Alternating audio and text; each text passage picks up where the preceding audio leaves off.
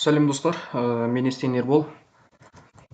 Бүгін біз электронный поштамызға Facebook'тен немесе ВКонтактеден келетін хабарландыруларды қалай тоқтатамыз.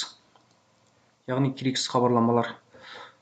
Электронный поштамыз ашқанда керексіз хабарламалар өте көбейіп кетеді де, ішінен керекті хаттамамызды таппай қаламыз. Бірінші Facebook'ке кіреміз.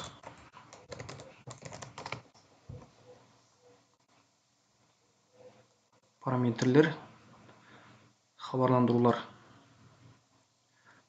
электронды почта. Осы жерде үшіншісін таңдап кетеміз. Бұл сөндіру. Бұл негіз өзіміздің құпия сөзді өзгерткен жағдайда немесе телефон нөмірді өзгерткен жағдайда сол жағдайда ғана хабарландыру электронный поштамызға келіп түседі. Мынау тікелей эфир. Мынау сосын мынау екеуін де жауып тастаймыз. Болды. Енді электронный поштамызға келіп түсетін керексіз хабарламалар жоқ болады. Ал ВКонтактеде қалай?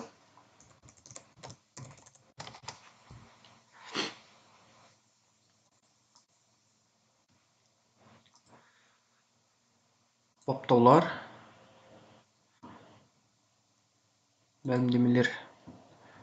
Яғни ең астына келсек, мәлімдемелер жиілігі деген әрдайым қабылдау.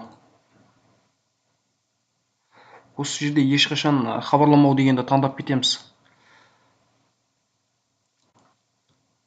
Енді біздің электронный поштамызға керексіз хабарламалар келмейді.